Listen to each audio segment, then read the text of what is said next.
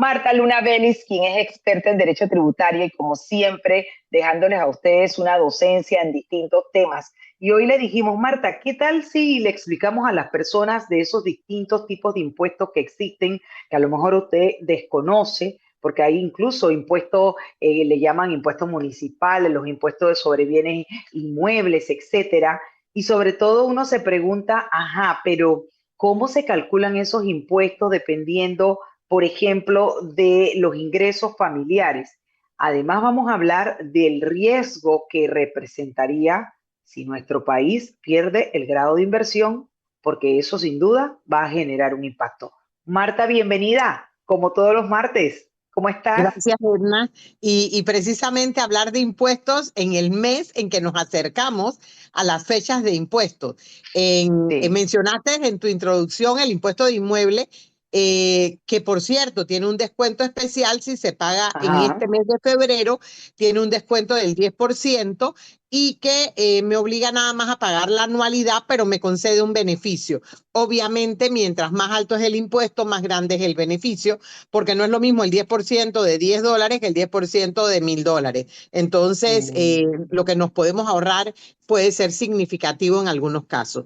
Y sí, en efecto, Edna, gracias a Dios lo traemos a colación, porque este es Ajá. un tema que la gente normalmente lo escucha cuando va en la radio, pero lo olvida. Sí. Ayer recibí una llamada de una amiga, tiene su casa desde el año 98 y conversando con otra amiga dije, no, es que yo estoy esperando que me aprueben la vivienda principal porque ya se me venció la exoneración. Y esta amiga reacciona y dice, pero tu casa paga exoneración, si, tu casa paga impuestos y la mía es al lado y yo no pago impuestos. Y la amiga le dijo, pues ve a verificar Uy, la cuenta porque 20 años después, era del 98, venció en el 2018 los 20 años, pues mira la cuenta que puedes encontrar. madre Entonces, mía. ella reacciona y dice, ¿y cómo se pagan los impuestos? Primero, lo primero que le pasó es que fue al registro público y su casa no aparece. Claro, sí aparece, pero ella no conserva la copia de la escritura y son de las casas viejas que están en tomos y que todavía no están digitalizados. Por ende, no puedes ver ni siquiera la escritura, una copia para saber cuáles son los valores y empezar el trámite de una exoneración retroactiva, porque eso es la otra. Ella tiene que pedir una exoneración aun cuando el término haya vencido, porque donde ella intente inscribir esa propiedad le va a salir la deuda porque nunca fue exonerada. Entonces, esto es lo que Wow. lleva el problema de cuando uno no tiene conocimiento de dónde está parado. Donde vivimos en el día a día, los asalariados nos descuentan el impuesto y listo. Pero Ujú, entonces ujú. no sabemos qué otras cosas hay como consecuencia. Y todos los días hay una pregunta de este tenor. Alguien que se fue y se le ocurrió que quería sacar un aviso de operaciones para hacer un negocito. Fue al banco y le contó y el banco le dijo, necesitas un aviso de operaciones. Te fuiste al MISI o lo hiciste online en Panamá Emprende y te inscribiste.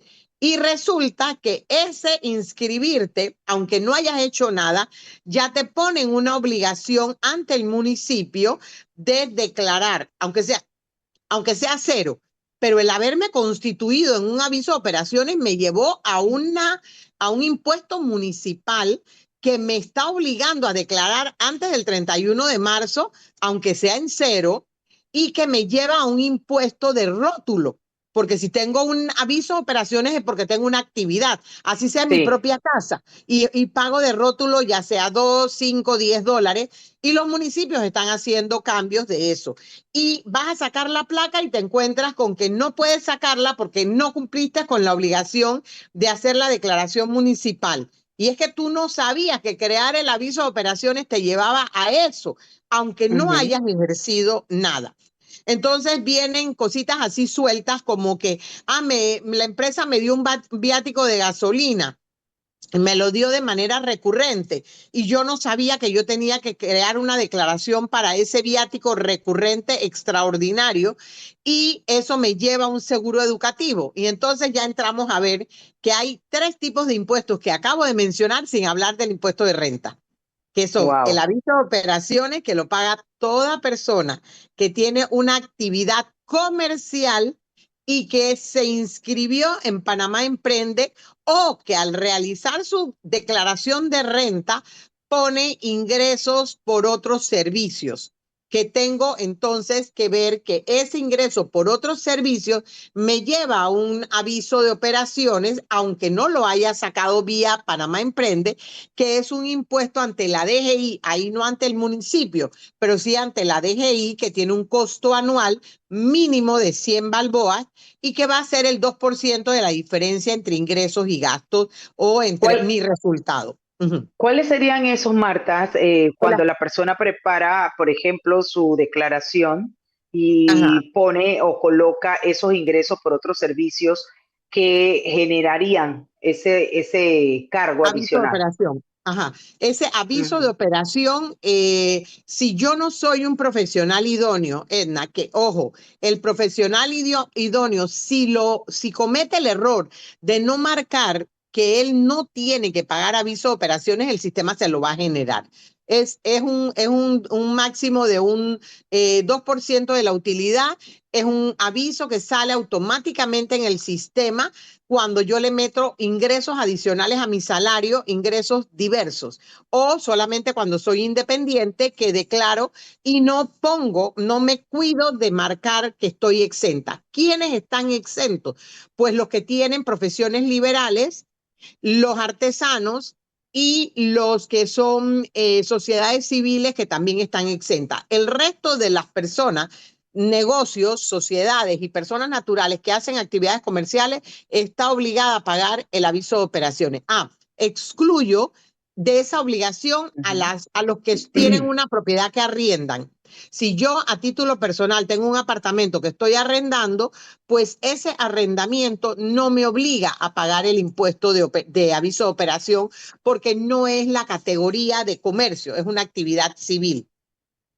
Entonces hay que conocer qué impuestos tenemos en la escala de impuestos. Obviamente el principal y más grande es el impuesto sobre la renta, que como lo vimos en el programa pasado, es el que sale de mi declaración de renta de ingresos menos gastos y que me lleva a un resultado neto que si supera los $11,000 me obliga a pagar el impuesto sobre la renta.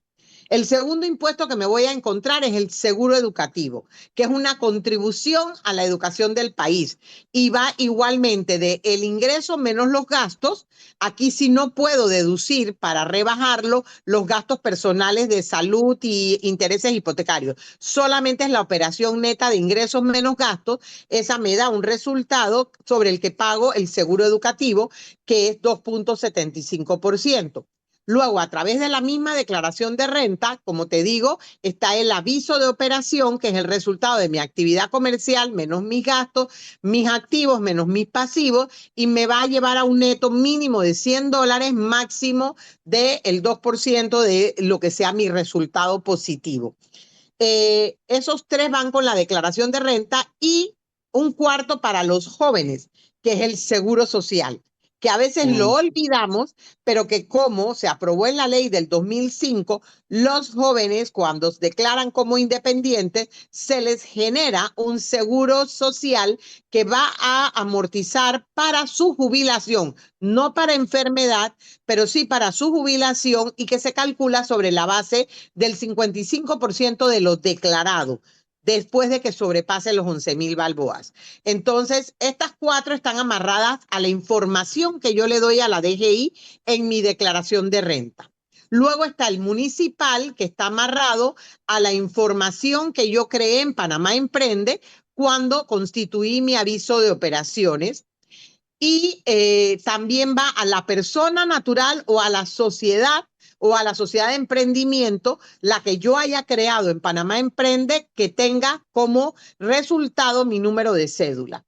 Entonces, ese impuesto municipal tiene dos escalas.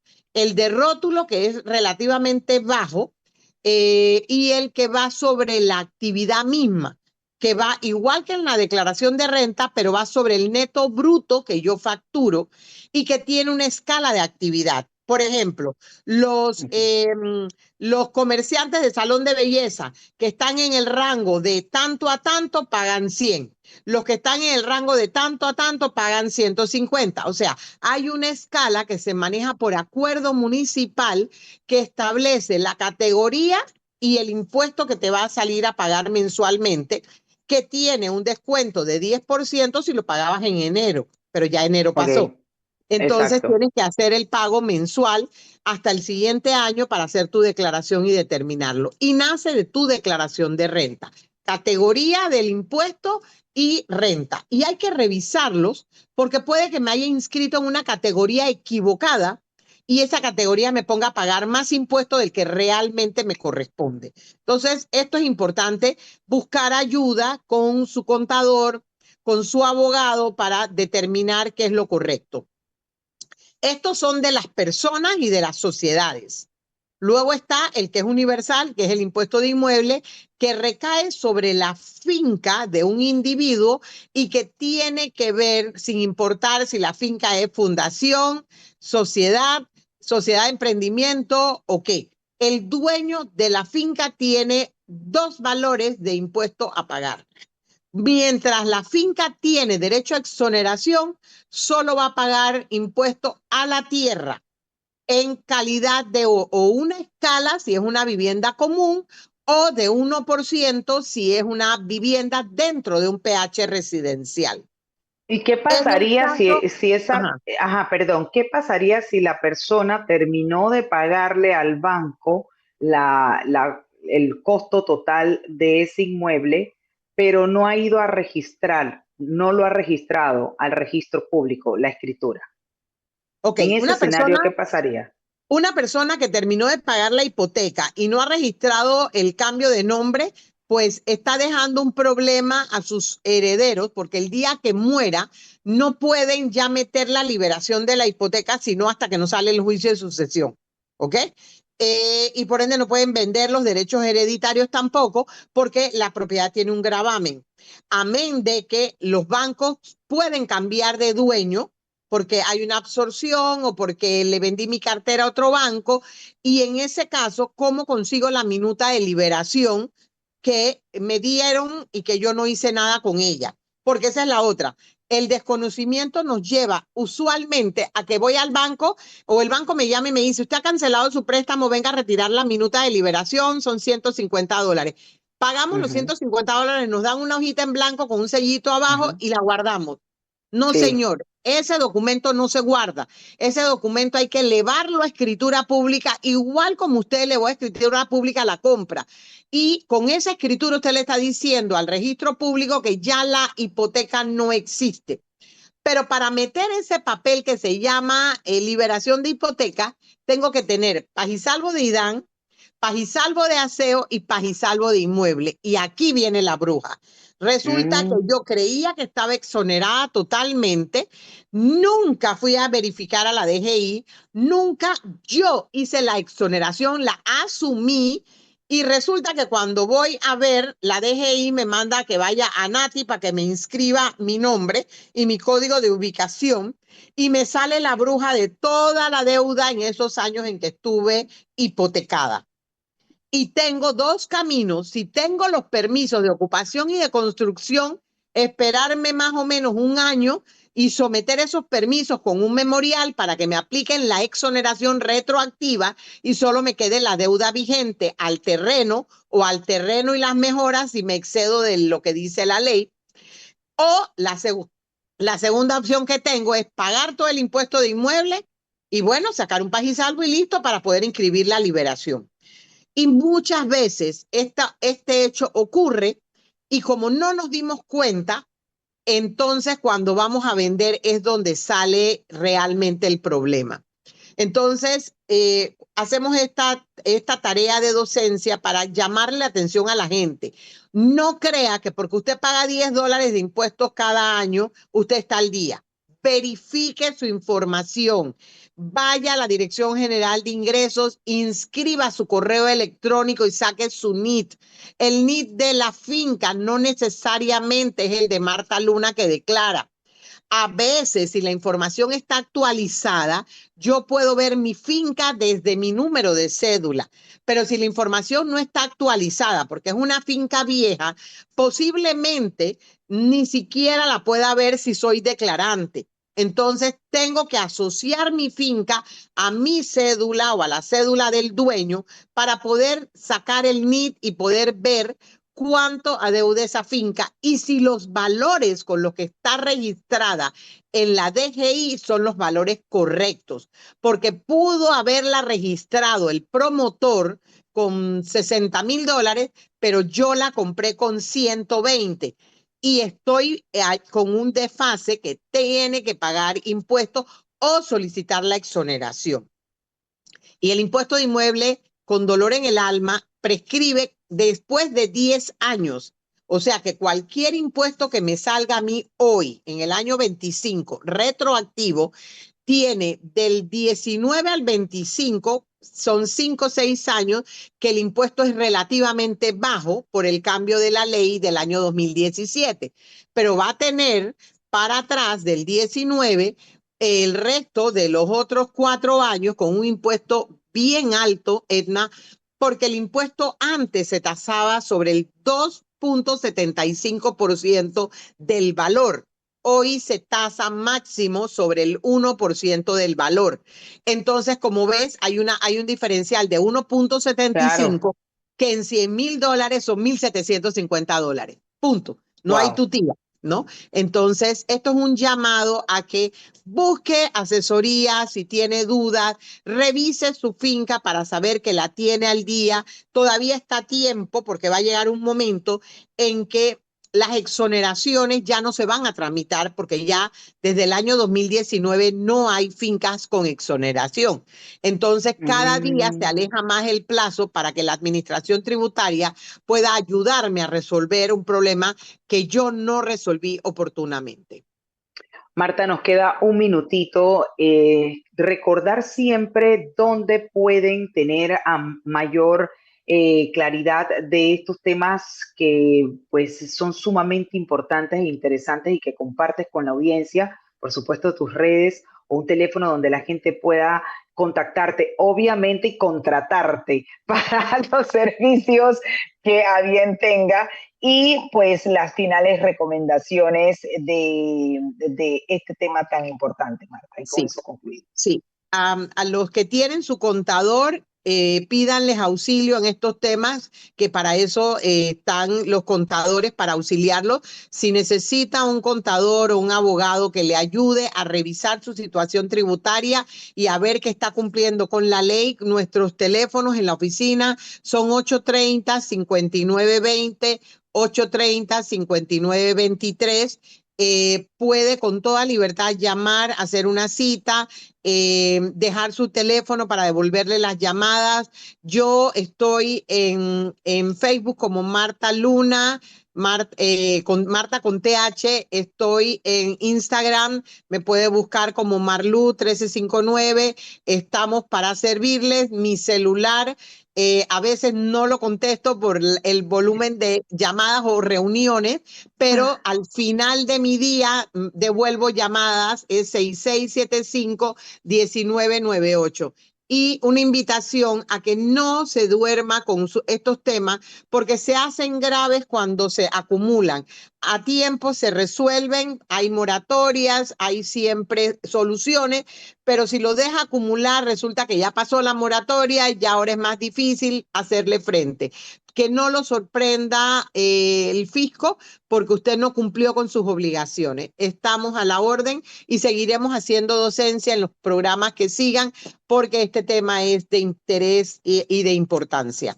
Y no se agota en una sola entrevista, Marta. Se nos quedó pendiente lo del impacto de las calificaciones de riesgo, pero lo vamos a dejar para el próximo martes y sobre todo hablar también de esta nueva propuesta del ministro del MEF, Felipe Chapman, que intenta llevar al Consejo esta nueva propuesta de la ley de interés preferencial. Así que muchos temas todavía que abordar. No para el próximo martes, sino para el martes de mucho más arriba, porque